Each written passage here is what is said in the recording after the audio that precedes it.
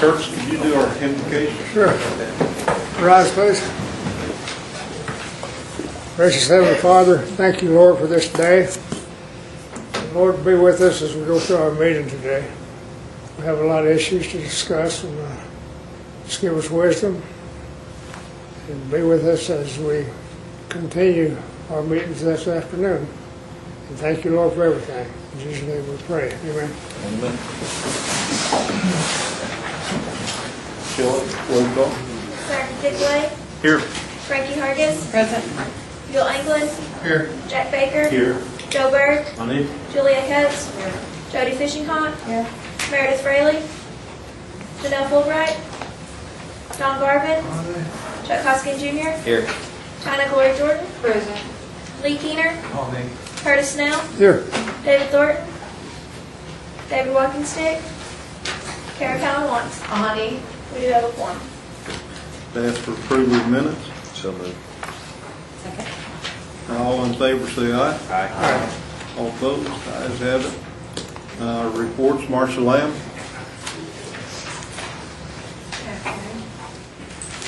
Just a few quick things. I do want to report that we have hired our new director for the CDC program, and she is from the Pryor area. Her name is Tricia Peebles, and she comes from the Thunderbird Academy. She's been there quite a while. I think she'll be a real asset, and I will bring her at the next meeting. Through our LIHEAP program, we have purchased 14 wood burning stoves, and the stoves, since they are out of LIHEAP, they will be for the elderly and disabled clients who are out LIHEAP eligible. If you have a referral, give it to us, and because we do have other funds that sometimes can step in and help when they don't meet this criteria. We are in the process of issuing our first 2013 funding for elders in need, and we'll be getting letters out to them probably, if not this week, next week, to come in. And so we're glad to be doing that. The next one will be in August. And we have been contacted by the church at Foyle that they no longer want to support the meals for the senior nutrition side because of change of leadership in the church. But we have been in contact with the mayor to move the site to the community center.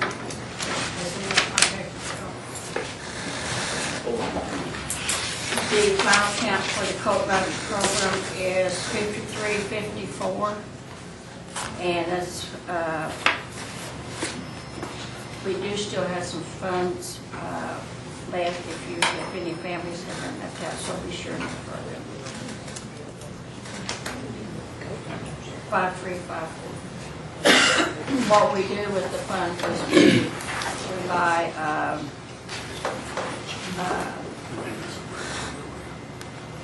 gift cards, and we'll give them out as needed. That's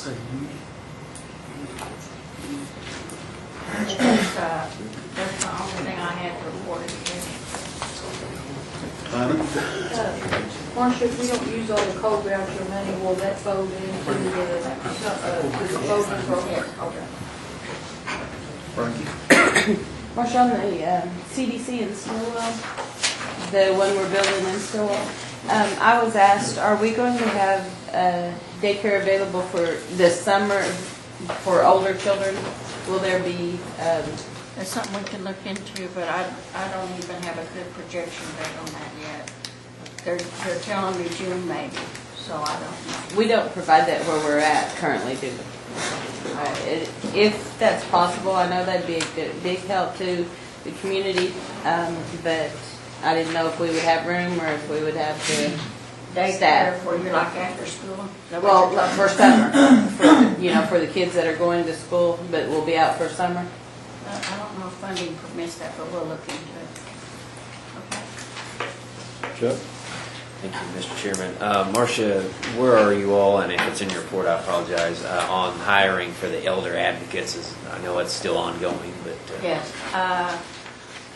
We have, for the northern area in Nowata, that advertisement should be coming out. And we have a panel real soon on that. It's the only one that I know for sure that we haven't selected the Claremore area, and we're going back and looking at all the participants to see if there's not someone that we have left out and or didn't really look at good enough, because we're on our third panel on that.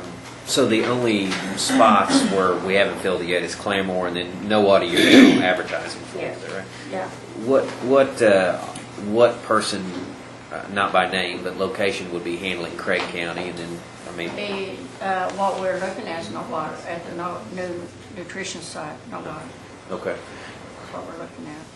Is it still possible for people to apply for this Nowata position that's been, or has that already been out? I and think closed? we've already made that selection, but I can make You sure. have made the selection? I'll make sure on that. All right.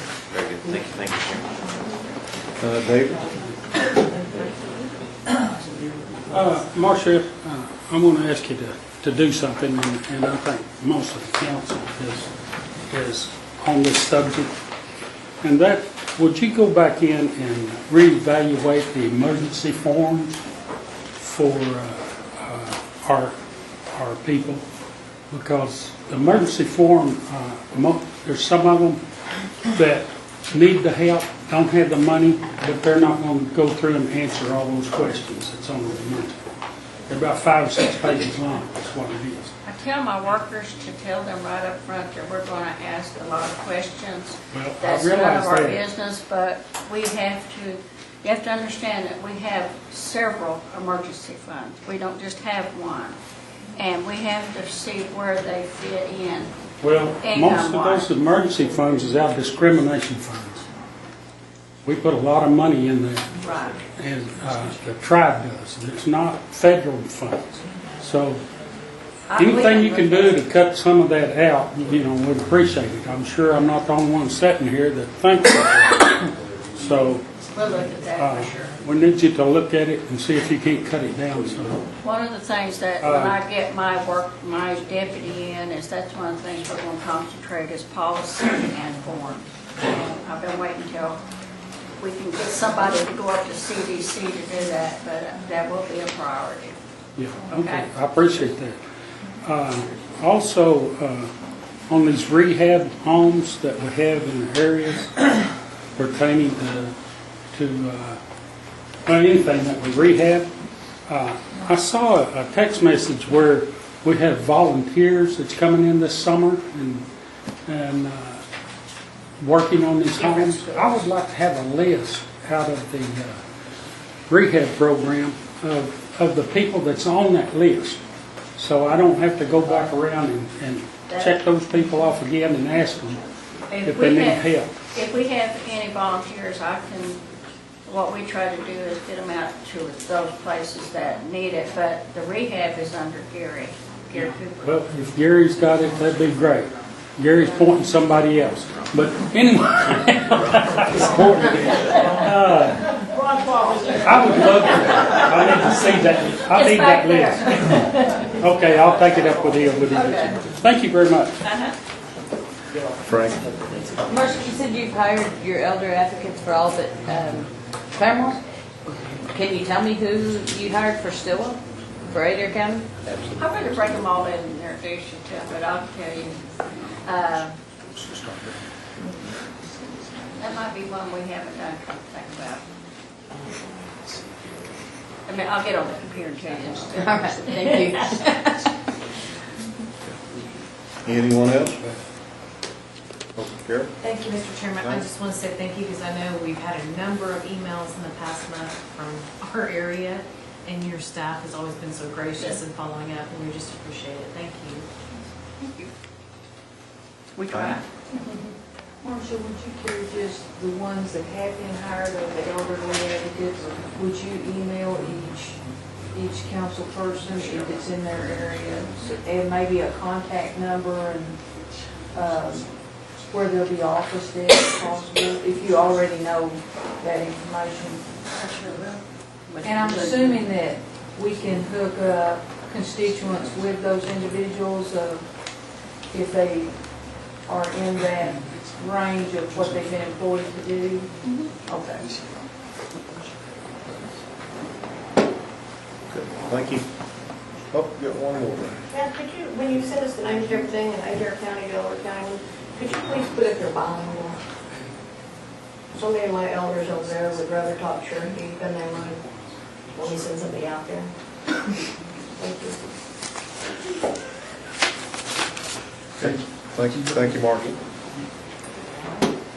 Community Services, Ron Qualls.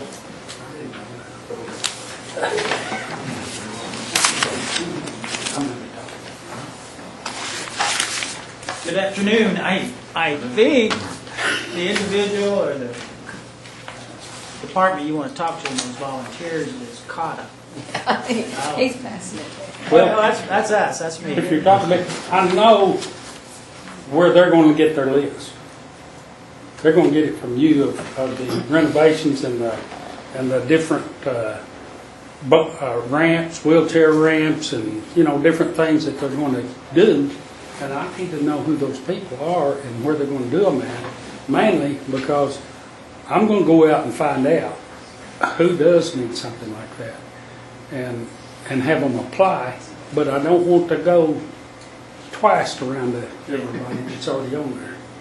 All right. What we might have to do is set up a time that we can meet and Okay. compare our list. Good. Okay. It's really busy now in Indian housing, and Gary Cooper will tell you a little bit more about that. There's a lot of changes going on. There's going to be negotiated rulemaking coming up this summer. It will be on the formula, the formula that determines how much money we get annually. Gary and I will participate in that. Also, there's new regulations out right now, and one of the things that I'm proud of is HUD's finally agreed to change the useful life requirement. So, if a son or a daughter wants to assume the home, they can do so without any cost. It won't cost them. Won't cause the house to have to be paid off. And some of the money paid to either housing, rehab, or Gary's department, they can do that without any useful life requirements. So, sometime the next 2 or 3 weeks, those new policies, or not policies, new regulations, I'm going to ask Gary to participate with me, and we'll do a little training for all of our staff on the new regulations that are now in effect. So, happy to respond to any question. Chuck? Thank you, Mr. Chairman. I mentioned it to you privately in an email, but I did want to publicly thank you for a particular rehab project in my district in Veneta. Wonderful job for this elderly lady. She was able to have holiday meals in her home, and she really couldn't do that before. The contractor I think you used was Tedford. I think that's the name of the contractor out of Chelsea, perhaps. And not only did they do a wonderful job, and nobody asked him to do this, the owner comes by and checks on her and then brings her a ham for Christmas. And he did that, I think, because he's doing this for our people. And sometimes we get critical, negative reviews of some contractors, but when you hear one that goes out of their way, I think we need to applaud them and applaud your staff too for the work you did on it, because you really made a big difference for this family. And the son works at the Veneta Clinic and is able to buy furniture for the new home, for basically the rehab home. It's just amazing what, in a span of a few months, we've been able to do for that family. And I appreciate you very much. Pass it on to the staff. Thank you, Mr. Chairman. Lee? Thank you, Mr. Chair.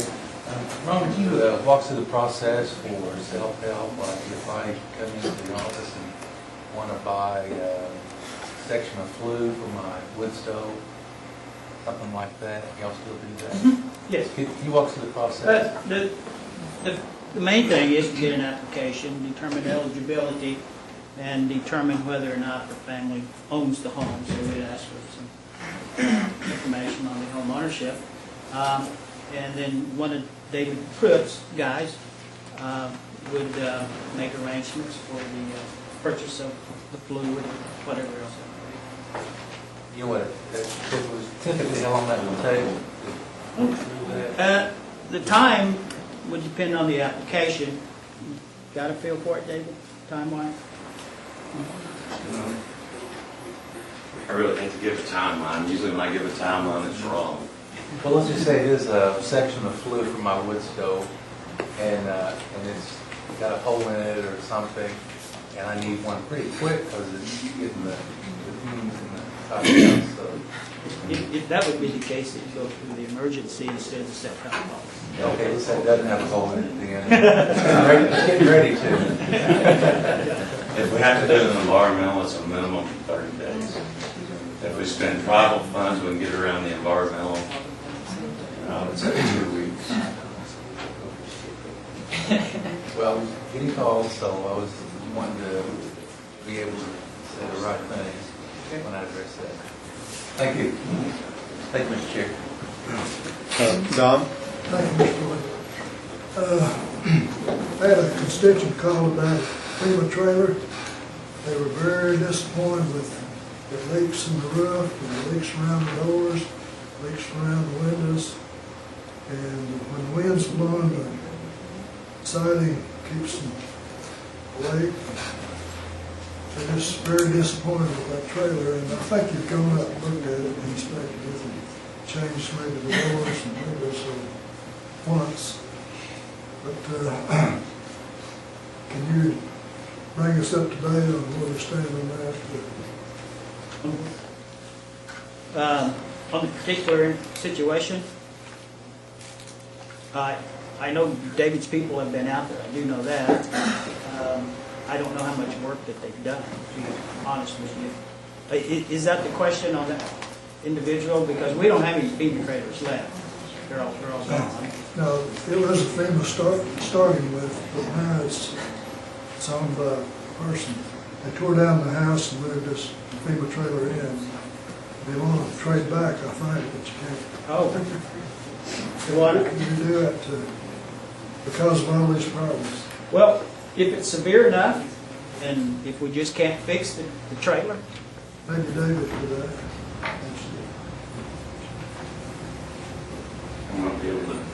I'm not sure the name of the participant, but there is one that we're working with. I just have to get the name and respond back to you. Thank you, Mr. Chairman. You bet. I had a hand go up, down, yeah, Kara, thank you. Thank you. I think at the last meeting, I asked for a schedule of the at-large meetings. I think that's under your group, is that correct? I have not received that. That's been a month. And I know it wasn't brought up at that meeting, and I was a little bit alarmed. So I got some kind of picture of a invite that you would have known about at that time, I assume. But it wasn't told to us. I don't think it was shared with the at-large council members about a January 30th meeting in Washington, D.C. And it looks like that new Cornerstone Government Affairs held a reception just for Chief Baker. And I don't know how much it cost. I don't know what it's about. I just got the screenshot, and that was kind of alarming. I was a little bit confused about what's going on. It's said that, I don't know, I'm not, it's the first I've heard of that, so. What is it? I think that's even more troubling, that your group's in charge of the logistics of assisting our at-large communities and gathering them for meetings, and you didn't know about this either. But I'm a month later, I'm still without a schedule. I guess it's your group too that we're trying to get the photo ID event scheduled in our area. And I haven't got those either, and I think we're going on a month on the round 2 or 3 or 4 of trying to get that scheduled, and then I'm still not sure about this Washington, D.C. meeting as such.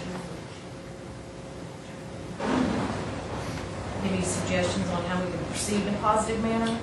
I'll just apologize, I'm not familiar with that meeting there at all. I don't have anything else to say, I just don't.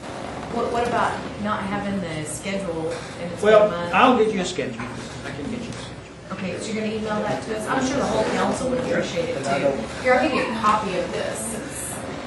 See, and I'd like to know what budget it came out of and who paid for what. Okay. Thank you very much. Thank you, Mr. Chairman. Julie? Yeah, thank you.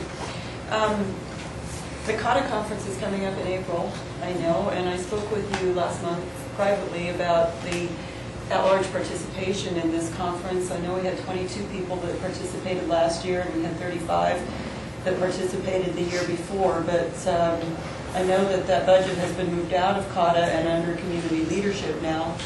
And to my knowledge, there are no plans whatsoever for at-large participation in the conference this year. As a matter of fact, I think it was Thursday or Friday that was changed, and the at-large are going to be invited. You're going to pay for the room and the travel to the conference. For how many people, do you know? As I recall, it's 1 or 2. 22. Right. That's very good to hear. Very good to hear. Thank you.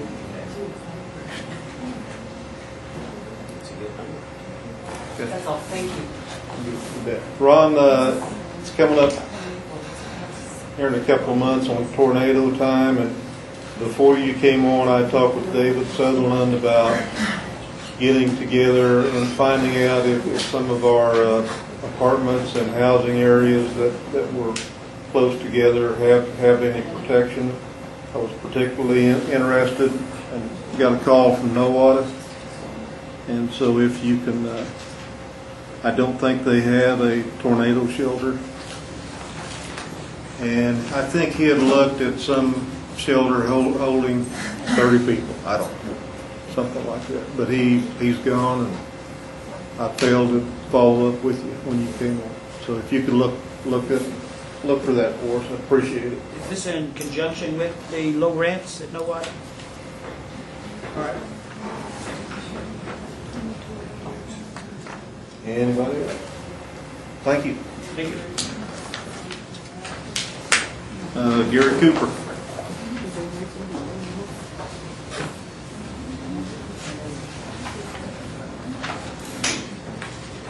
Good afternoon. I think that you have a copy of our report. There is a few. Looks like there are 6 public disclosures down that need to be reported. I just bring that to your attention, and I will get with Ron. The low rent project stuff that we need to on, so we will work together with him to see if there's any type of option. The needed and no water also.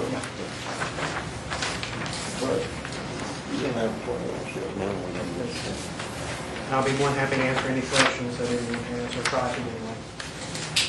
Please. Thank you, Mr. Chair. One question, Gary. Had an email that a family had been placed on a waiting list for new homes that had been approved, so they got a confirmation notice. So they said they're in their 60s, and they need to know if what's the timeline or how long he's been. And I think that was the folks that I had visited with this morning, because Okay. there wasn't enough information in that email Okay. to give them any information. Okay. Because I didn't know if they had land, if they didn't have land, and that's one of the key factors. If they own land and based on where they live, then we're looking at about 2 years. And I visited with them this morning and answered all of their questions, and they were more than happy. But the big factor is, and the most important thing is, do they have land? Do they not have land? And when do they apply? And I know that last month someone asked for a breakdown, and I apologize, I don't remember who it was. A breakdown by county as far as who has land and who doesn't, and that is on here. So it kind of gives you an idea of why that is important to me, because in some areas we have Like in Adair County, for instance, we have 52% of the folks over there in Adair County who own their own land. And in a lot of the other areas, there's 40+%. And then in some counties, we have,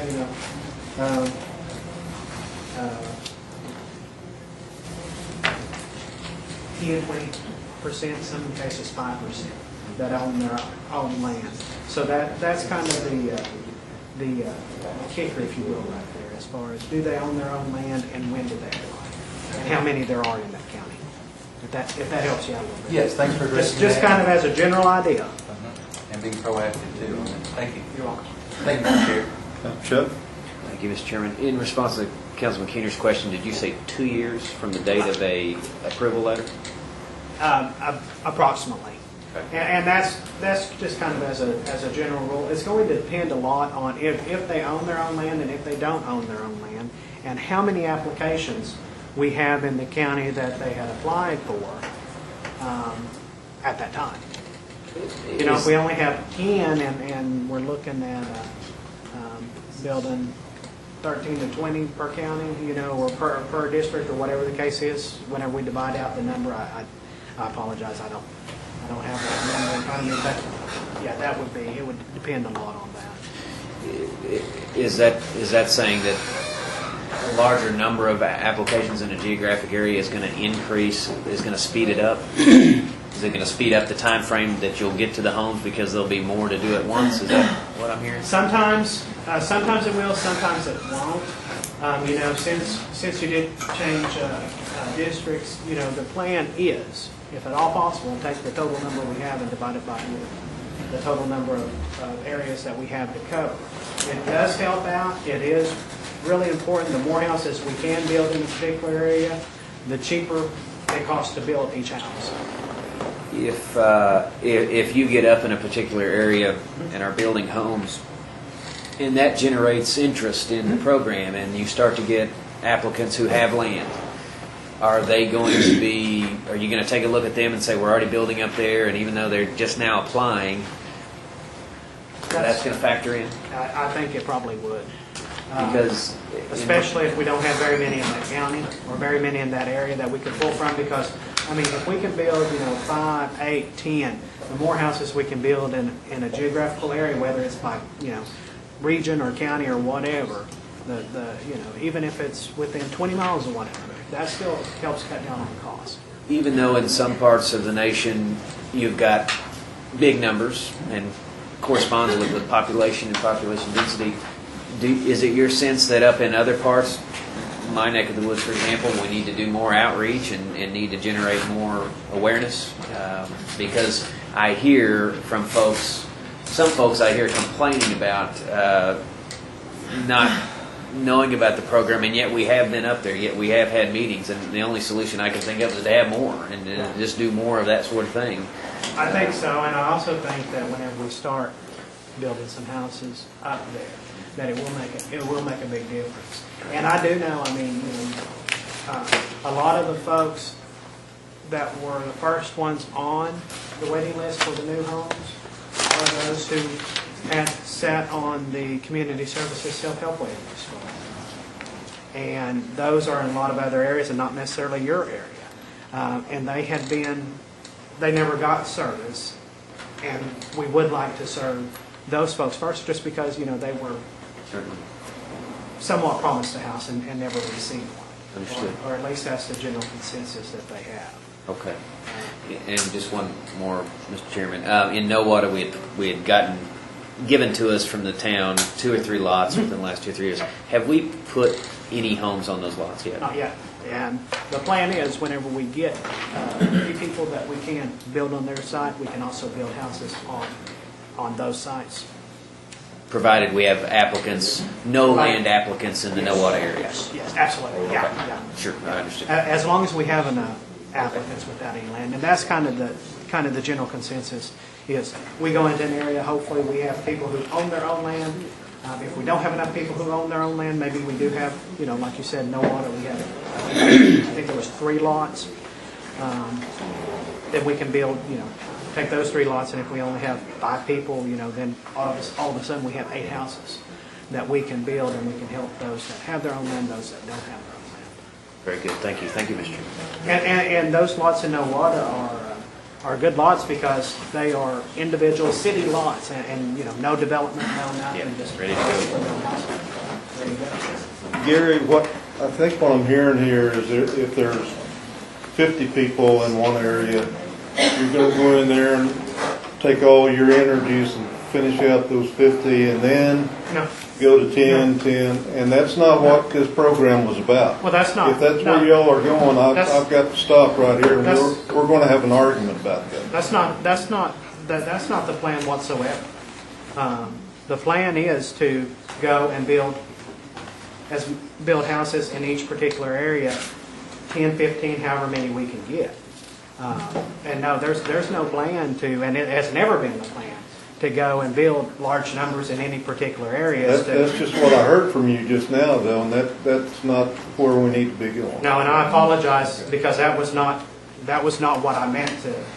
If that's what I said, it was just that's not what I had meant to say, and that's not. And Maybe it's I just my didn't come understanding across- you all are supposed to be using craftsmen from each area and not take somebody from Sequoia County and send them to Nowata County, or Nowata County to Sequoia County. Well, So I'm picking on Dave. well, and what we do is we bid out the work and see the best price that we can get for each particular area.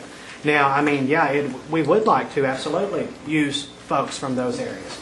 But if someone from David's area is going to charge us 25% less to go to, you know, Delaware County to build a house, then yeah, it may be possible that we may use them if they're Cherokee, because that's where we get the best cost.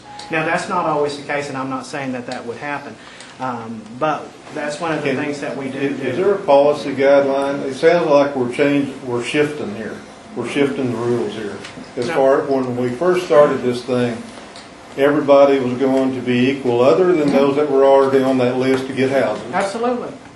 They were waiting on houses for years. So, They were. and I understand they need to be taken care of first. After that, then we're all going to be equal.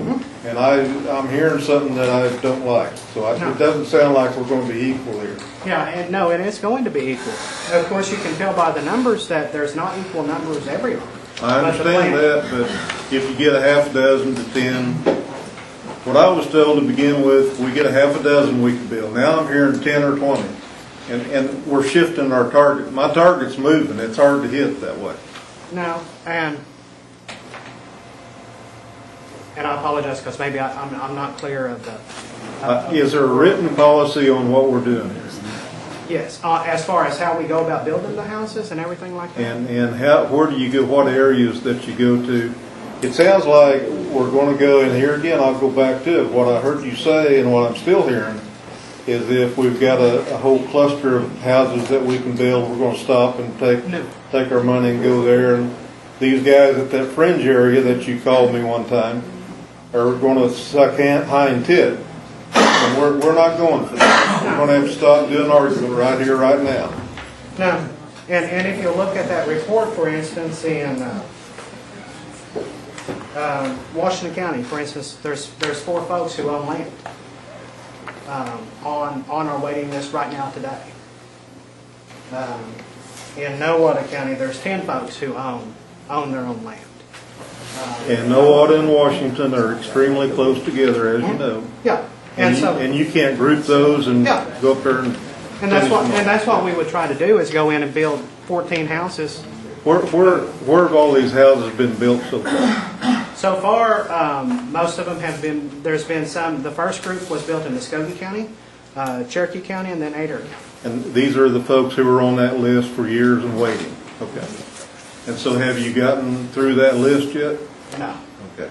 No. There was down there at the bottom part. You can see that there was 107 people who was on that original list. And we worked through how many? We're working through somewhere around. We've looked at approximately 80 to 100 sites right now that we're currently working on to get processed and get through those. So we're close. We're close to working through it. Yeah, we're getting real close to working through those so we can get to those other areas. But no, it's our intent, for instance, we said there, where we have, 14 houses between, with folks who own their own land. Go in there and boom, knock them all out at the same time. How many people do we have who own their own land who are on the waiting list now? I guess it's a different number. Own their own land Versus on the waiting list? yeah, versus total on the waiting list. 475 is the total. And that's in the report, on that last page of the report. Someone had asked me to break it down by that last month, and it's broken down by county. Well, I just now got it, so. Okay. 475 own their own land. And total number of applicants? 1,373.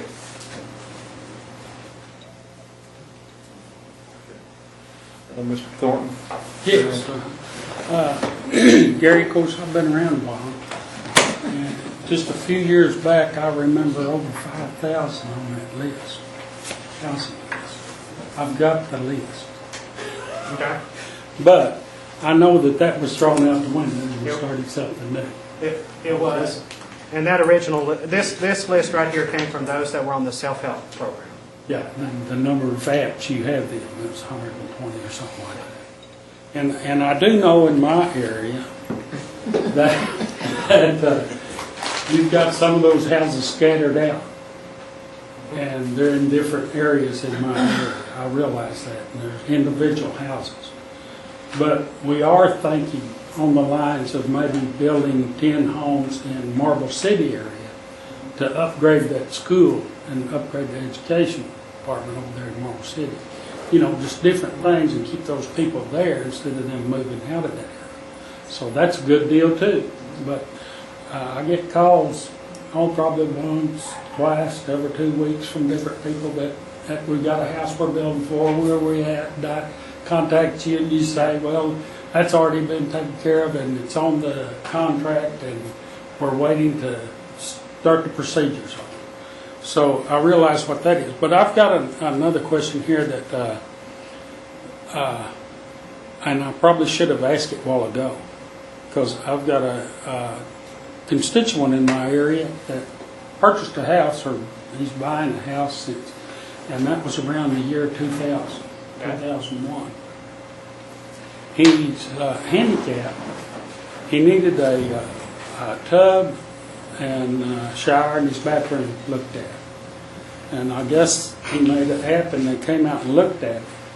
And then they told him if they fix it, they have to up his payment on his house. Now, do you know anything about that? That's the first time I've heard of it. No, I sure don't. If you'll get with me afterwards, Okay. I'll get a name, Okay. and I'll check, but no, that should not be the case. Okay, I need to find out about that. No. I didn't think it was, but you know how things go.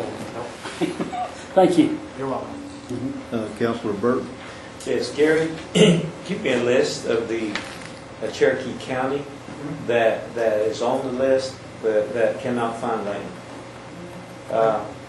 At one time, we Cherokees, the only thing we had to our name was land. And now that we don't have that. But they're the ones that qualify for these new houses. And yet, they're being penalized for not having land. So if you give me a list, if David Walkstick and I have to, we'll go build a house. This guy's a pretty good builder right here.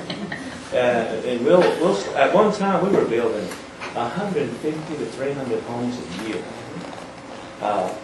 Our Cherokee people are hands-on. I mean, one thing they can do is build. They can build houses. Yeah. And I've got people back home, I know that can build some of these houses. And that's the thing we need to do in all these districts here, not just Cherokee County. But we need to get these homes up and going. Right. And see, we have about 30% of our applicants in Cherokee County have their own land, a little over 30%. And then all the rest of them don't. Okay. Thank you, Mr. Chairman. And if we could find, the land's one of those things that they're not making any more of, I wish. Well, unfortunately, here in Cherokee County, they just don't sell lots or 1 acre. I mean, if you can buy a 10-acre, 20-acre plot, maybe. I mean, that's just the real estate market here. If worst comes to worst, Walking Stick's got 120 acres here. We'll go over to his place and start building houses. All right. Yeah. Thank you, Mr. Chairman.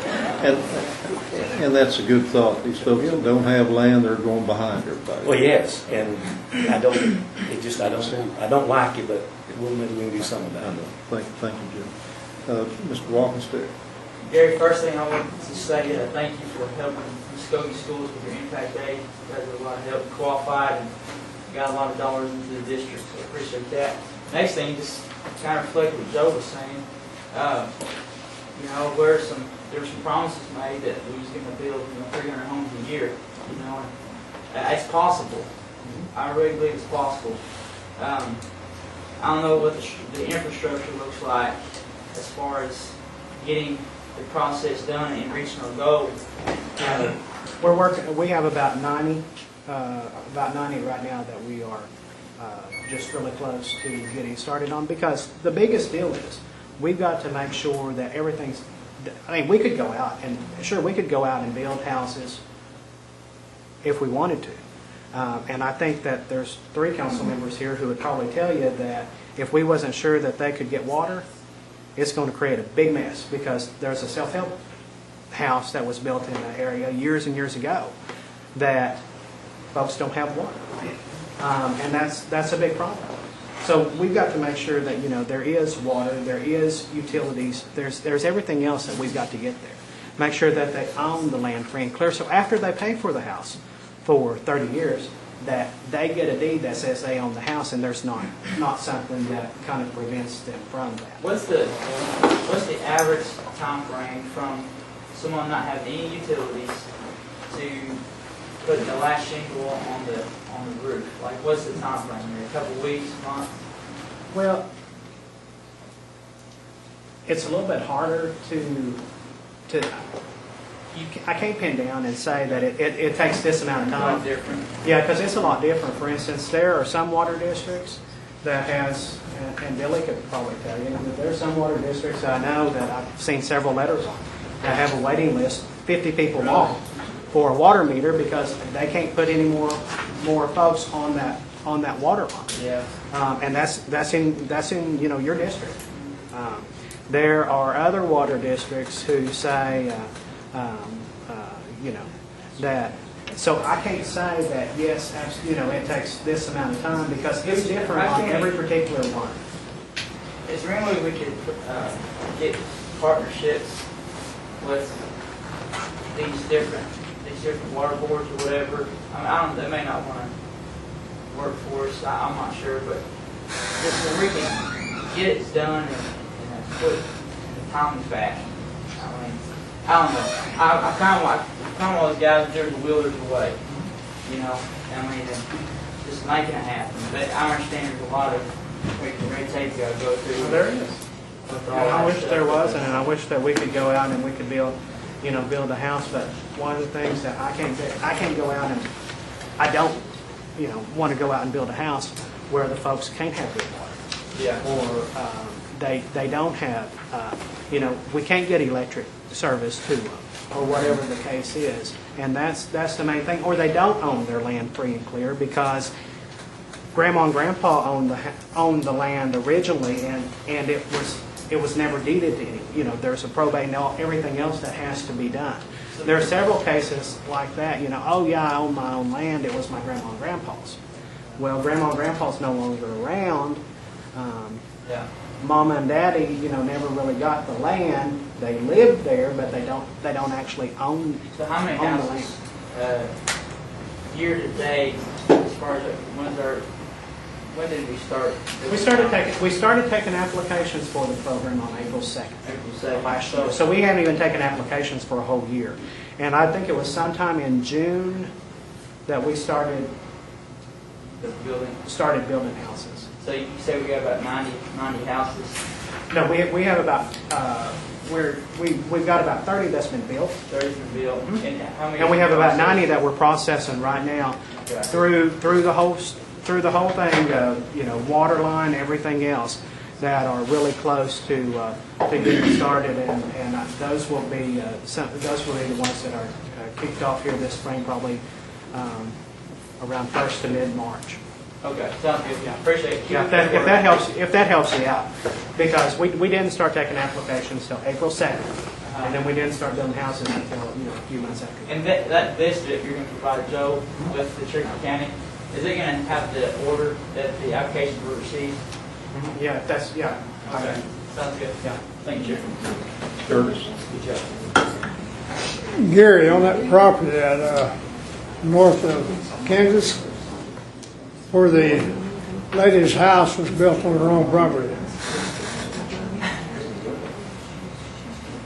Lady's house was supposed to be built on the side of the road where they had the property. It was built over on tribal land. So now her husband has died. She wants to sell the property, but she can sell the house, but she ain't got no land sitting on, she don't own it. So how can we fix that? We're working on, Real Estate Services is working on fixing that. There's no quick and easy fix. And that's one of the things that we want to prevent on this new program, is to make sure that whenever we go out and build a house, that it's built on the right spot, that it's built where it goes, and it's built where the folks own the land at. And that's one of the things. But Real Estate Services is working on that, and I will check with them to see, but I do know that they're getting really close. You might check on that because the lady desperately needs to move and wants to move. I think they've been in contact with her, Good. but I'll double check. Okay. Because I don't even remember the name, but I can go back and look, and I'll get with you afterwards on the name. Good. Thank you. Anyone else? Sheriff? Thank you. Again, we do appreciate the help, and I think I probably need to thank Mr. Qualls as well. It was a team effort on the one family in our area that really needed We never that want water. that to happen again. So It's all Ron's doing. But that's one of the things that we don't want to happen.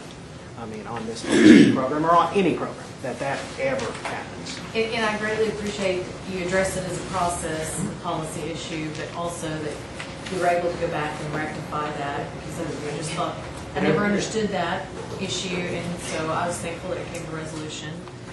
I just want to make sure, first of all, thank you for the additional report details from last month even. Does that help out a little bit? Yes, no, it helps tremendously. But I want to make sure, so we have 15 homes completed and handed off, Moved and in. another 30 waiting, or another 15? Another 15 that should be completed within the next couple of weeks to move into. They're like just finishing up the last final steps of those. So before the end of the month, they should be moved in too, so that brings that total to 30, and we have around between, if all goes well and everything, we can get water on all those sides and everything else, we got about 9. Okay. Now, lately, we seem to have gotten a lot of email traffic as well as phone calls and requests at community meetings that people are pretty frustrated in our area, that they've been on the list for over a year, they haven't been contacted. Give us guidance on how best to answer this, because we want them to be in a home. So. And we start taking applications on April 2nd of 2012. So it hasn't been quite a year. But one of the first things that every application we get, we send them out a notice like the lady got, or the gentleman got, that says, we received your application and we have placed it on the waiting list. It will generally take a little bit of time as we move further and further down this process. It won't take as long. Are you building any homes in Rogers or Tulsa County? We're working on, I know that we've done some site inspections, and there's very few folks or very few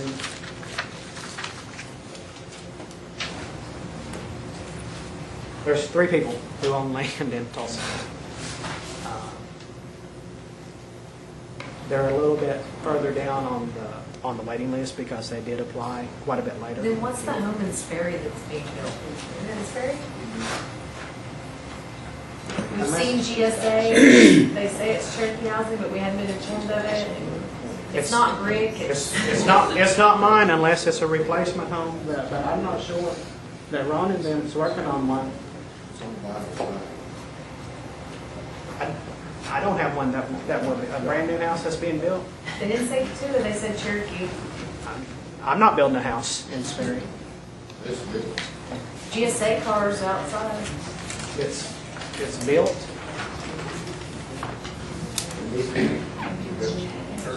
You guys let us know in the next week. Yeah. But Thank you. I know it's not mine, because my folks don't drive GSA vehicles. Okay, by the end of the week, that would be good. Gary, is Thank somebody you. building houses for you we don't know about? Maybe so, and apparently they drive GSA vehicles. Okay, Because most of ours are travel vehicles. Mr. Thorne? Yes, Gary, I have one more question. And I get approached on this quite a bit. And it's the 15,000 mortgage assistance program. It's the funding. Do we have funding in there to raise that 15,000 to 25,000? Probably so. Mortgage assistance is actually handled by Commerce through Anna's group.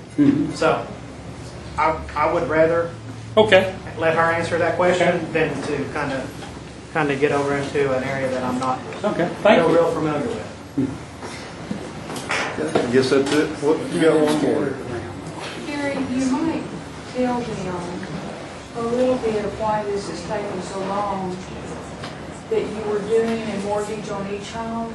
You had to set that mortgage up with Bank 2 so that each homeowner at any time during the life of this loan can assume the loan for very little money. Yeah. And I think that process took you 5 or 6 months, didn't it? It did, or a little bit longer, because the way that we're wanting to set up this program is each individual house is on its own individual paperwork. So if David Thornton, not that he is on our list, but if David Thornton was to get one of our houses, David Thornton could pay on the house for 10 years. He could pay on the house for 15 years. If he wanted to assume that at any time, he could, as long as he qualified through Bank 2. And that's one of the reasons why. It's so that, we can help you out, these families out right now today, but also that we can make sure that it's the best thing for them on down the road, because one of the things that we're able to do is lock in the interest rates at rates of less than 3.5% for the full term of the loan. And what that does is, if you paid on that for 15 years and interest rates, and you decide you want to do something else, interest rates go up to 8.5%, you don't have to worry about having to refinance that at 8.5%. You can assume, as long as you're eligible, that loan for that interest rate. So that's one of the things that we want to do. We're trying to make it the best deal for all of our families on down the road, not just right now, today, but in 10 years from now, 12 years from now, 15 or 20, 30 years from now, that they have an opportunity to do whatever they want to do with that house on down the road. Does that help out? Also, I have visited where they're actually working on the files, and they have in progress 284 files as of last Friday, I believe, with 180 of those already rough staked. The site has been reviewed, and they have rough staked the site, and I believe at least 90 surveys I think are in progress. We have about 90 that's at survey stage or later, meaning that we're getting really close to being able to build on it. And at each stage, when you look at 284 files, immediately you're going to see some problems where some files are going to have to be put to the side. Maybe they don't own land. That gets your file set to the side. Or maybe their land is not paid off. That gets your file set to the side. Or maybe your land needs legal work. That'll get your file set to the side. Another thing we find too is folks own land, but it's landlocked. So we have to get an easement either for utilities or access from a neighboring property owner. Then when they do the 180 rough stake and start checking into the utilities, there may not be utilities available to that site. There may not be water available because rural water only has a 2-inch line out there, and they need a 6-inch line. These are not overnight fixes, so that will get your your file set to the side. Every time there's a problem with the file, somebody is having to work to fix that problem. Then it's choked down. You're from 284 down to, you might have out of 284, you maybe only have 40 sites that you can even invest money in ordering an abstract, because at that point you've already discovered 240 of them have got problems. This is the same thing that we had when we did the old mutual help project. If you had 500 applicants, you might only have 50 of what I might call low-hanging fruit that you can actually go immediately and start doing something on their site, because there's problems with their applications. I know everybody wants these houses built yesterday, but we don't want to go back to the days where we were building them on the wrong sites, we were building them without utilities, we were building them without pads. We don't want to go back to those days. We want them built so that these people later on can actually own them, and there's actually going to be a mortgage that they can assume for very little money. And this takes time to set that up with a financial institution that's willing to take a chance on this. This is a whole new program for Indian Country, that we have a loan on each home that is assumable by the applicant that's in that, or the person that actually takes possession of that home. And we're building them wealth, instant equity in the homes. So we've got to give it a little time. I know I read on Facebook, which is a very interesting social media network, where's our 300 houses?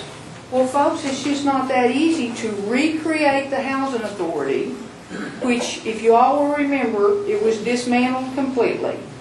This young man has put it back together completely and brought on 170-some people since October 1, and has still been able to go through 284 files and start the process trying to build a house, while also setting up a system where in the future these applicants can own the house. And I want to applaud you for that.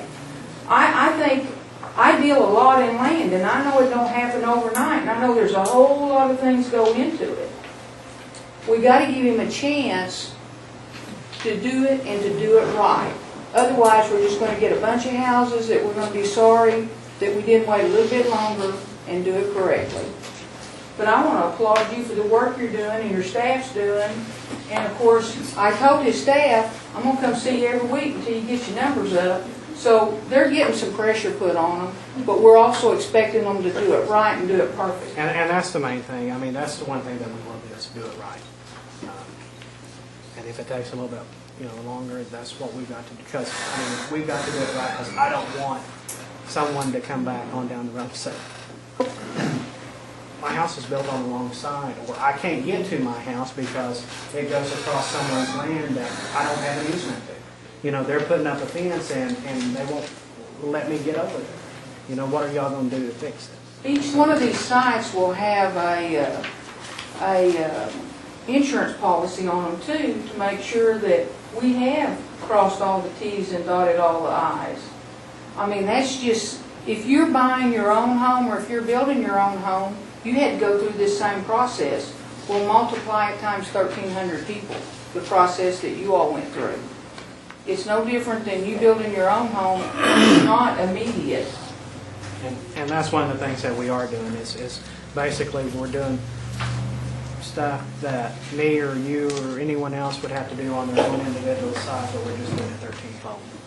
And I really hope we can give more help to the rural water districts through Billy Hicks's group, because I don't want to go back to the days where we drilled wells, if we can keep from doing it, because we were hitting so much sulfur water within the 14 counties, and we were having to put in those big tanks in their garages just to filter out the water so it was usable, and they were still having to haul their drinking water. So we're going to have to think seriously about putting more money into infrastructure if our housing program's gonna work. Because we've got to increase the size of lines out in the rural areas so that we can get water to them. And there's several rural water districts, especially just around Cherokee and Muskogee County, that's in bad shape. And the other thing we're gonna be asked to do is to increase our road work. Because to get to these sites, we're gonna have some semblance of a road. So there's a whole lot of infrastructure issues that we're gonna have to deal with in our next budget cycle. Just to let you know that's coming along too. Thank you. Thank you, Gary. Appreciate it. Welcome. Michael Lynn. Good afternoon. I'll keep my report brief. I think you all have a copy of our report in your packet. A couple things I did want to mention. We've got some final inspections on some road projects and bridge projects coming up. Tomorrow morning we've got a final inspection on a Cedar Crest Bridge project in Mays County.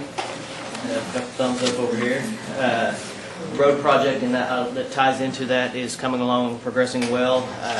They've had a few weather days here and there, but I think it's scheduled to complete in March of this year. So next one we got Barber Road coming up on the 20th of February here in Cherokee County. That's been a long time coming. It's been substantially complete for some time, but there were some punch list items we've been waiting to get completed.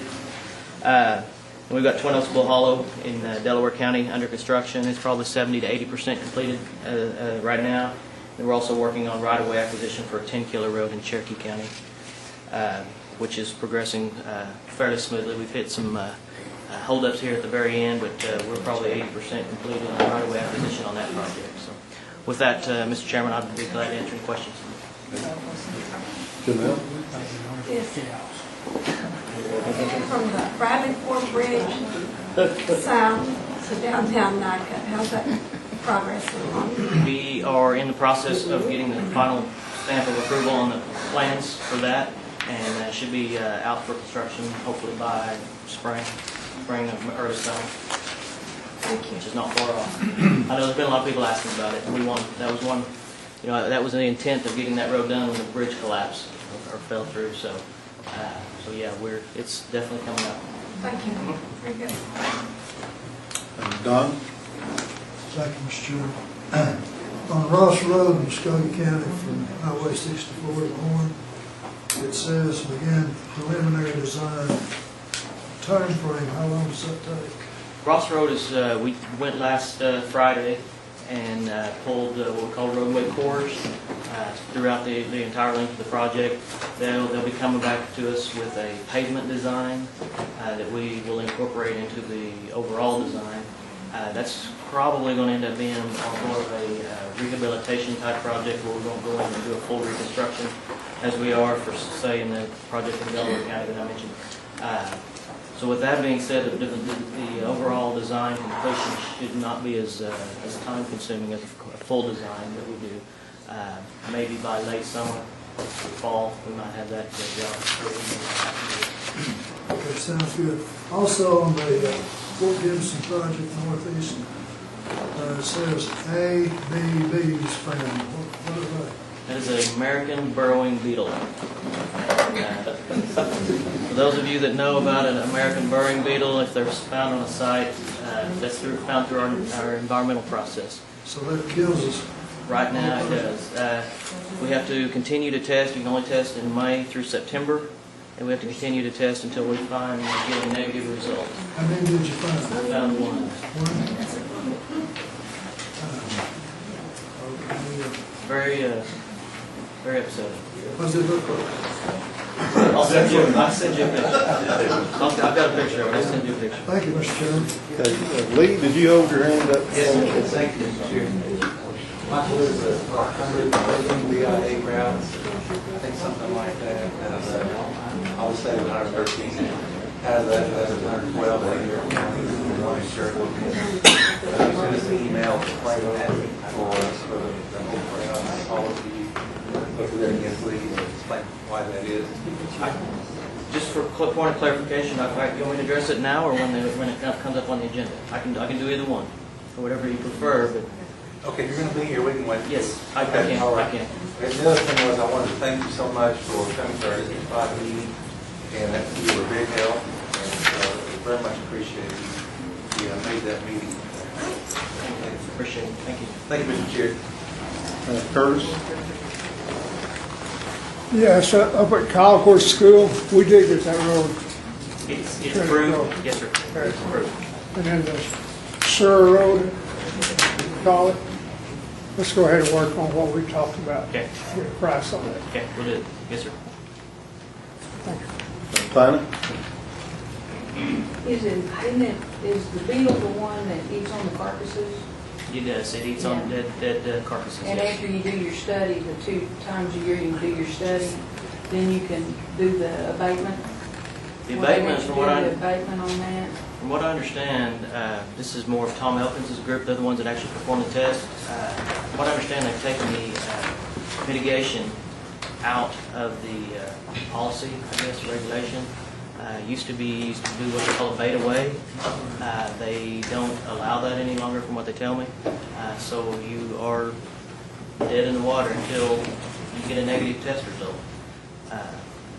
And it is. Maybe they want to do their own abatement They before might- the test. I don't know. It'd be nice. There's 2 things that'll stop well, 3, artifacts, bats, and the beetle, right?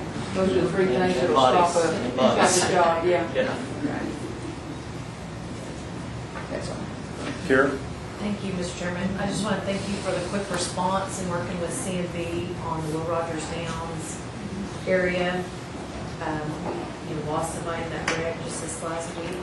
Doug and I drove up on it and was so impressed with Cherokee Nation's response. I had an email sent before we were within a mile, and I think you responded 2 miles later, and he just couldn't believe how quickly our staff can work together and stuff. He was very impressed. Yeah, and Thank you. you're welcome. And I do want to give some kudos to the Oklahoma Department of Transportation. They understand the significance of this event, and they have been bent over backwards. District 8, or Division 8, I'm sorry, out of Tulsa. Randall White and his staff has really devoted a lot of time to this issue, and they want to see something done up there. So yes, thank you for that comment. Okay, Michael, thank you. Thank you. One more. Yes, sir. Hey, man, it's my turn. Yeah, I kind of wanted to ask you about Moonshine Road, and I'm really not talking about making whiskey. There probably are some outlaws on there that do make whiskey, but I'm not going to get into that. But it's one that IR road that I'd like to know about. Another one would be what was brought up, and I've heard about it in the last month, and that's the White Mission Road from north of Highway 40 or 64 or something. Right. Moonshine is already on our priorities list. It's already in design. The design is preliminary on it. Again, it's going to be similar to the road that Councilor Garvin was asking about on Ross Road. It's going to be more of a rehabilitation. The design should move fairly quickly. We're trying to do those in-house along with some other projects that we've got going. Hopefully it'll be ready about the same time that Ross Road will be late summer, hopefully. Dwight Mission Road is, we're in the process of evaluating roads to be placed on our TIP or our construction schedule, and I can tell you Dwight Mission Road is ranking up there. One of the roads we're going to be looking at here in the near future. Our TIP update is due to the Federal Highway Administration in mid-July, so we've got a little time between now and then, but we are looking into those. Also, the White Mission Road south on I-40, 40 going down to our property down there. Are you looking at any of that right now? Or? Let me find out. That goes down to the park in South Salt Creek Park. We can do that. We can do that. We can link them or together.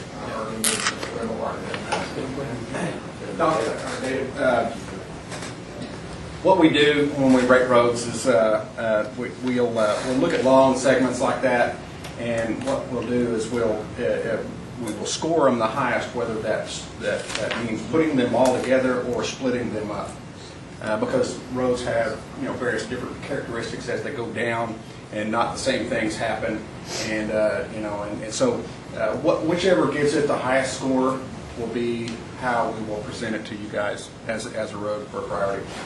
Well, you realize that CNB's doing a feasibility study of that area.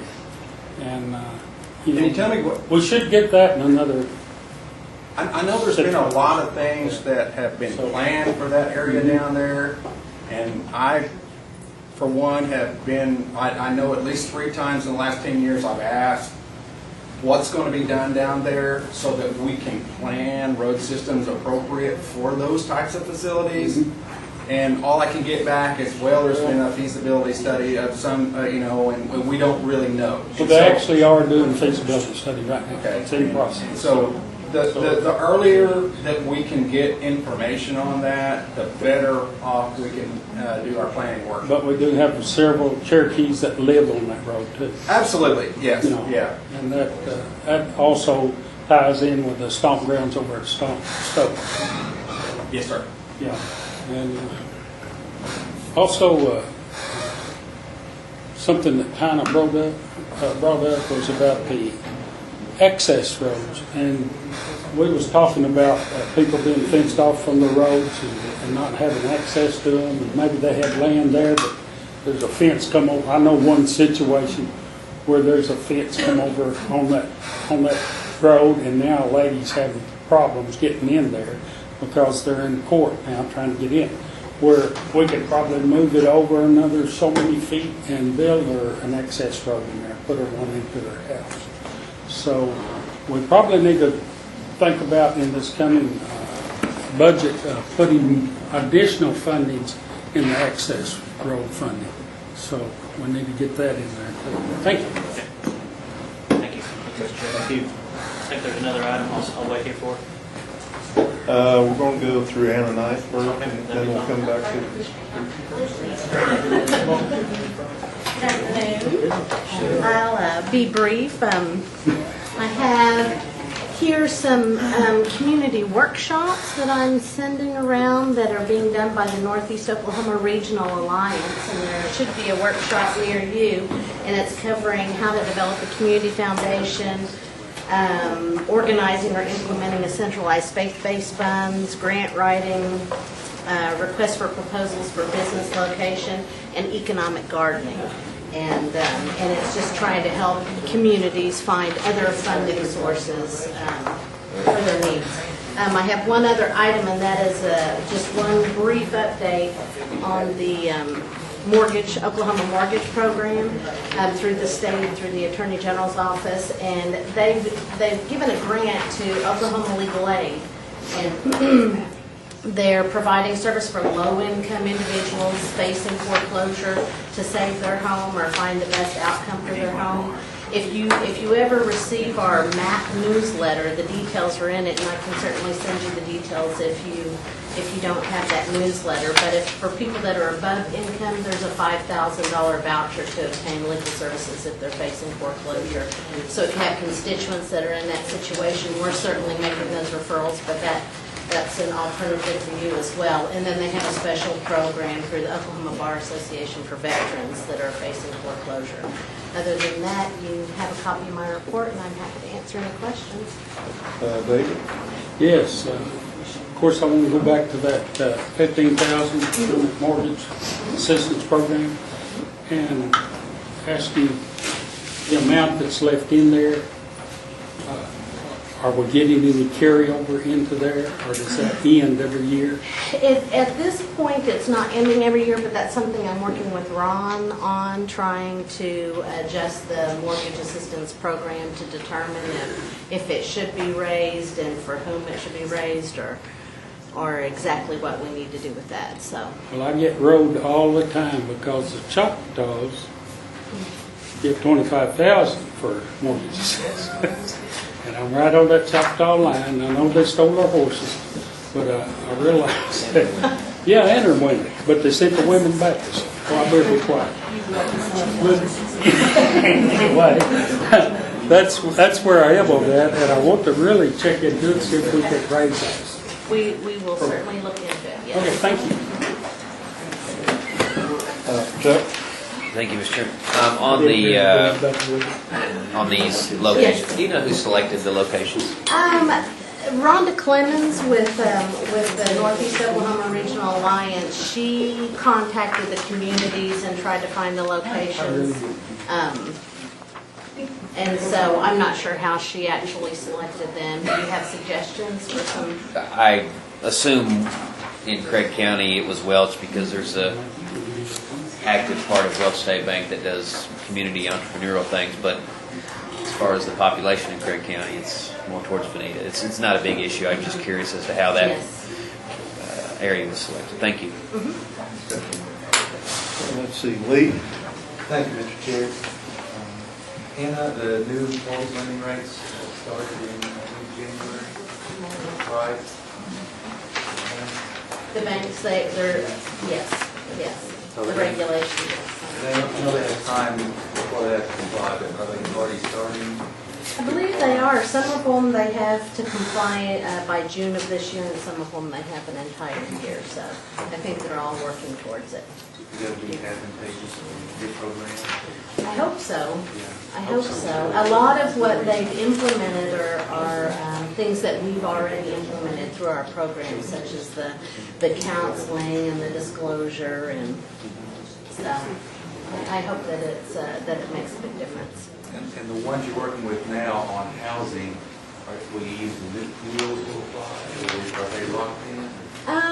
They're the banks. No, it's the banks that are obligated to the regulations, and so, but they're not any more strenuous than what we've already implemented ourselves in regards to debt ratios and things. We shouldn't notice an effect for people that are already approved. Okay. And the 6 to 8% delinquency velocity, I know that's what the Federal Reserve put out. But I know you've been working with over 200 families. But, I know it's a struggle. It is high, and we continue to. The best advice you can give any of your constituents is to contact us as soon as they know they can't make a house payment, and then we have a lot more success in trying to help them keep their home and reestablish their credit. And the ones that do that, are they more likely to stay in the building? Yes, they are. They're more likely to stay in their homes the sooner they contact us. Want them to just throw their hands up and bow out? Or? Some of them do. Some of them move out as soon as they start having problems. That's kind of a problem that they've been having across the nation. And others wait, and they think they can find a way out of it. And then when they get the sheriff's notice is when they call us. And by then, there's very little we can do. Thank you. Thank you, Mr. Chair. You? Thank you, Mr. Chair. And I know you may explain this to Councilman Hoskins, but there's 14 counties here, but one of them's actually in Creek Nation. Right. But Tulsa County is taking off. Right. This is the Northeast Oklahoma Regional Alliance that are putting these workshops on. I thought it would just be good information for you, and it addresses the rural counties. And so Tulsa County is not a part of this regional alliance, not Mulkey County is. We are a member of the alliance as well, but they're the ones that scheduled the workshops and are putting them on. Or how we pulled in Creek Nation. We're going to try and annex them. Anyone else? Thank you, Mr. Chair. So just to make sure I understand what's been reported or even in writing, so the MAP program continues as it has in the past. It's still your group, everyone else. Correct. Are we still probably at comparable rates, or have we had seen a decrease? And maybe that's because of the lending market? The rates we saw a little bit of a dip when the new homeownership program was announced. And that's a great fit for a good part of the market, but there's another part of the market that wants to choose the type of house that they have and the bigger house, and so we've kind of stabilized. We hit a high during the national mortgage crisis when the federal government offered an incentive for home purchases.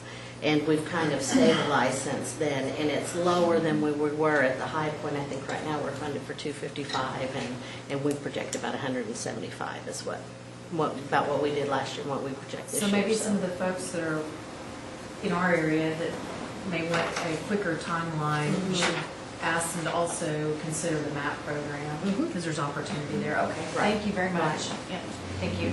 Thank you, Mr. Chairman. Julia? Yeah, Jack and I have received a request from a constituent in Washington DC to have the HUD 184 program extended into the District of Columbia. Now, I know we passed a resolution 4 or 5 years ago to do this in Texas and Arkansas, and to my understanding, HUD to this day has not responded to that. What would be your prediction of being able to do this in the District of Columbia? Are there any restrictions because it's a protectorate rather than a state, or, I mean... I am not real sure. I thought we had enough ammunition together with the other tribes to actually state a pretty good case for Texas and Arkansas, so maybe Ron can try to help us. Oh, Ron's gone. Maybe Ron can try to help us with that. Maybe he's got some additional contacts that we can try to access. So we can move forward with a resolution next month perhaps, but tell the constituent that in all likelihood this is not going to be an easy, quick process or something. Right. All right, thank you. Sorry. Thank you. Thank you. No old business pending, new business. Did you have a question? Okay, Anna, my mistake. Tina has a question. And I did have her written down. I apologize. And, yes, I just, on your numbers, where are we on, since October 1, on mortgage assistance? How many of them have we closed? 32. Okay. Most of those come in towards the end of the year. Right. After they've done their training with you. Mm-hmm. The winter is a slow time for buying homes, so it picks up in the spring and the summer. Okay, thank you. Jill, do you have a question? Yeah, but it's for Michael Van. Michael? Mike, stand back up. On this list that we've got for the resolution coming up, it has one of your roads down, but it has it as construction A2, functional class 4. It's Pine Road, on the third page. Is this on the resolution? Why don't we go ahead and do the new business, Tina or Joe or Jody, would you take that? And then we go. This is a resolution updating some IR roads in Adair County, or maybe all of them, a great deal of them. There's close to 200 files here. Somehow Cherokee County got on here. I don't know if that's a mistake or what, Michael. Do you want to address that first? Whenever you're ready. And I move for its approval. Second. Motion second. Any discussion? Another question. On that tiny road. Is that tiny north? I don't have the map here in front of me, Robert. Do you recall right offhand on Pine Road? Pine Road, what about it? Well, what I'm asking is, it's down here as a functional class 4, and other than 51, 159, that is about the fourth most traveled road in Adair County, and I'm just curious about it. Yes, ma'am. It's functionally classified as a 4 because that represents a major collector. Okay, is that what you're doing? Yes, ma'am. I guess what's your question, Counselor? I'm not really sure. I was wondering how, if it went from 1 to 5 or 5 to 1 on the rating. Oh, no, that's not really a rating at all necessarily as far as... It's an identifier. Right. Right. Well, if it's got a 5 there, that means that is functionally classified as a local road. If it's got a 4, it means it's a major or a minor collector. In this case, it's a major. Okay. Okay, thank you. Okay. Chuck? Thank you, Mr. Chairman. Well, I think this is wonderful, and just so everyone knows, because I had heard that this came about because Adair County, there's a lot of Cherokees in Adair County, as the council members from those areas have told us, but this reinforces that. That is what is the driving force behind that, isn't that true, Michael? That is correct. The 2010 census data that we have shows that Adair County is over half, 53.4%, I believe. Native American or American Indian, I believe, is how it's classified in the census. Not necessarily Cherokee, Counselor, but that is American Indian, mostly Cherokee. That or Alaskan Native is how it's stated in the census. So with that being said, with Adair County having that classification now, it makes all of the roads eligible within the county, or in the county, eligible to be added to our inventory of roads under the Tribal Transportation Program. Just one follow-up, Mr. Chairman. Michael, we visited before about a road in Craig County, the road that goes over the interstate that accesses the new Veneta Health Clinic. What is the status of that? It is an IRR road, correct? It is an IR road. It is already on the inventory. Similar to the road that Councilor Thornton was asking about, we are going through our TIP update process right now. We just began that here recently, and I can tell you that road, or bridge in this case, is ranking up where it's in the top portion of the roads that we are taking a closer look at to gather more data and have some meetings with some local officials to find out more details on the project. But it is up there ranking very high. Very good. Thank you, Mr. Chairman. I was just wondering, Michael, where's north-south 5100 road? Must be over close to Adair County. I don't know exactly where that's at right offhand. What page is it, Councilor? I'm on page 4 of 5, the very last line. It's BIA route number B915. You know where the curve here is on 82, north of Tahlequah? It's right up there. It's like a half section off. It's the road that was. Well, we're not close to Adair County. No, ma'am, and again, later on, you'll see, more roads from other areas coming along. It's just a normal part of our update process. It's on the east side of 82, West side? west side Yes, ma'am. of 82, going up towards Peggs. South of it. Yeah. Going up towards Peggs. I think it's just north of Tahlequah, but towards Peggs. Yeah. It's that first sharp curve. Yes. It's the little road. That goes south from there for about a mile. Okay, I know exactly where you're talking. It needs something done to it. And to y'all's credit, the council members brought this up to It's us. how you get to her brother's house. See, you still somehow I don't know tied it into Adair County. Thank you, Michael. But I know it's a little stretch. It's the only one out there that's not paved. Yes, ma'am. Yeah, okay. You've done a good job. I get one more question. So is this all the roads in Adair County now, Michael? Pretty much. There's maybe a few that we don't have, but the map that Could you we get have- with it and get us? Let's say it again. Does this work on the west side of Adair County? That's just the whole county. Most of them's on It the should east be a side large of 50. majority. I think that's what you're already paved. Curtis, you have a question? Yes, over at the racetrack at Claremore, what can be done about that road? There's been 2 people killed there just recently. Is there anything that we can sort of sign up or overpass or something? We are right now as a temporary measure. We're looking at a flashing beacon to warn people that there's a dangerous intersection ahead. We're looking at 3 beacons, one being installed on that county road headed south towards the highway, and 2 of them on the eastbound and westbound lane of Highway 20 through there to warn of that dangerous intersection.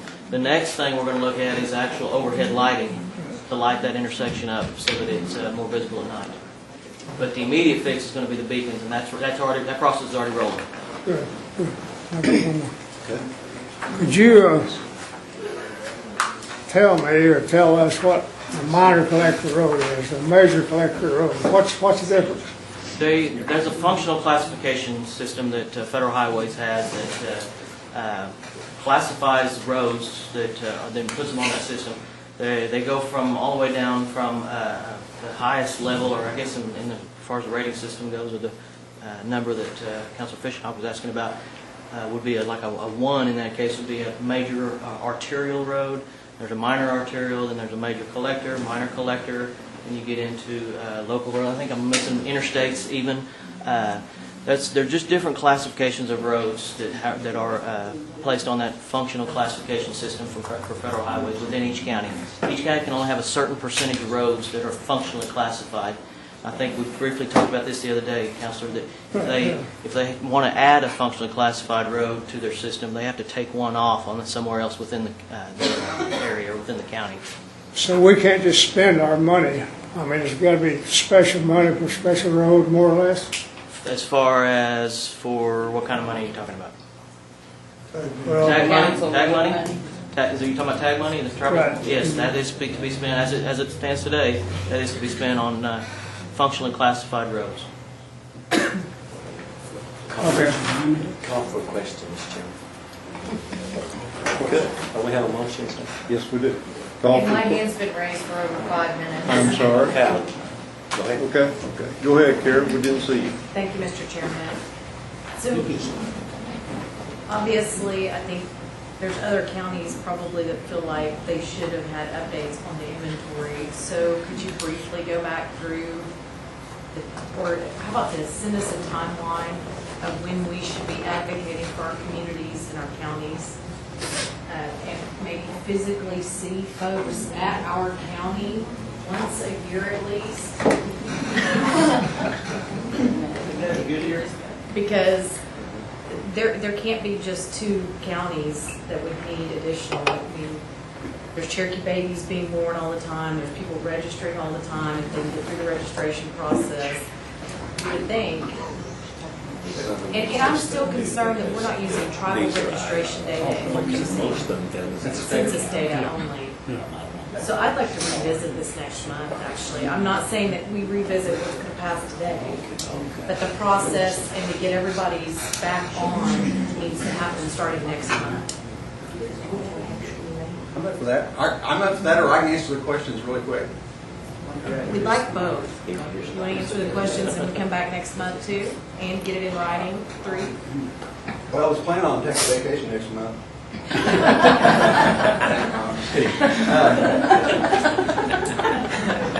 What was the first question again? I really forgot it. Timeline. Timeline. Okay, again, this is part of our normal update process. Next year you'll see more counties come on. And the reason is because our system is so big. Each month, when we meet with the county commissioners from every county in the Cherokee Nation, and again, we do meet with them every month, they are amazed at how big our system is and the fact that we actually have to keep up with that system.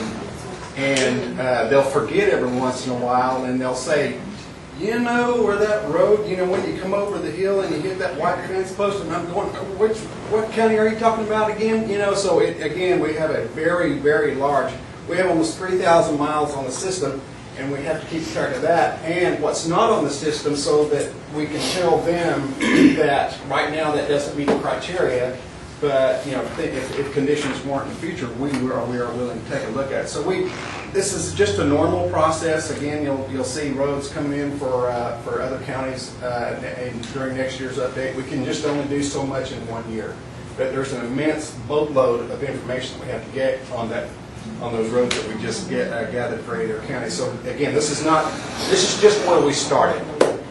And the second question was the census. Right now, the census, being what it is the most credible source of information that we have. We know that we have tribal registration data, but we have nothing to compare that to in terms of being able to determine percentages. If we had a house-to-house census of Cherokee Nation, then we could use that information, but then we could compare apples to apples instead of apples to oranges.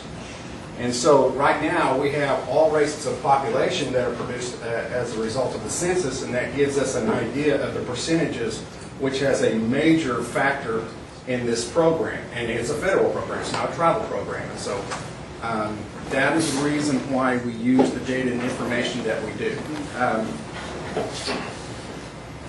Does that suffice? So in the consultation process, why would we not assert our own data? I mean, I understand there's other Indians we also need to consider, but why would we not want to look at our base data being our own registration data? I mean, I think that's something that could be discussed. You know, I'm not really the department that handled that, although I do consider myself a census expert because I've been dealing with it for so long. But I mean, that's certainly something that you guys need to discuss amongst yourself and as the tribe's position in the census. You know? I mean, there's a big difference between declaring yourself Indian on the census and being a citizen of the Cherokee Right. Nation. I agree. I couldn't agree more. And I would think it's creating disparities in a varying, good, less and more in certain places. It's going to depend. Right. Would this But make also, I would like to see, with the next time you're meeting with Rogers and Tulsa County Commissioners, we would like invited to those meetings. Okay, we'll send you. It's called Circuit Engineering District. We'll send you information of where to come. But just to kind of see if this makes you feel just a little bit better. When we calculate the data that we use for our roads inventory, we not only look at the census information that says that they checked Native American alone. We also looked at that plus those who checked Native American and another race. That gives you the total and more closer number to what our registration number, our data is reflecting. So we do look at everything that we can on this, and so. And I appreciate that I've fought for that issue in CAI multiple times to make sure that the reservation tribe. Just wanted to let you know what we're doing. So. But I think there's a lot of opportunity in the rest of the Cherokee Nation. It seems like so. Okay. I'll send you the agendas. Thank you. You're welcome. Okay, I've got Frankie and then Tina, and then we're going to shut this off. Did you have something to say? Well, go ahead, man. I just wanted an update on the Malloy Hollow Road. Malloy Hollow is in design right now, and they are looking at some driveway issues. There's a gentleman over on the curve there. Mr. Hooper? Yes, that's him. Looking at some issues there with his driveway, trying to get him in there better because of the way the grade is changing through there. And then some drainage issues there nearby his area as well. So it's still in design right now. Thank you. Michael, and you may have to also answer this question. When we're using the federal monies for the IRR roads, does the federal law require us to go by the federal census? I don't think there's any requirement, no. It's just how the administration has chosen to prioritize the roads when it comes time to look at tribal population or Indian population. When they do the census, most people mark whether they're Indian or non-Indian, or so possibly there are a lot of Indians in some counties and may not be in other counties. That's correct. Yes, that's correct. Mr. Chairman, I do have another request. I failed to mention this. I meant to talk to Speaker Jordan before. If possible, I would like this to go to full council tonight due to the timeline we have. Okay. I wanted to bring that up. Is that possible? Okay. With that in mind, Councilor Walking Stick. Sounds good. I'd call for the question. Thank you, sir. Appreciate it. Question's being called for, and if it passes, we'll send this to council tonight for this resolution. We'll try this by acclamation. All in favor, say aye. Aye. All opposed? Ayes have it. Next meeting is Monday, March 11th, 2 o'clock. Make a motion to adjourn. Second. 10-minute break. All in favor? Aye. Adjourned.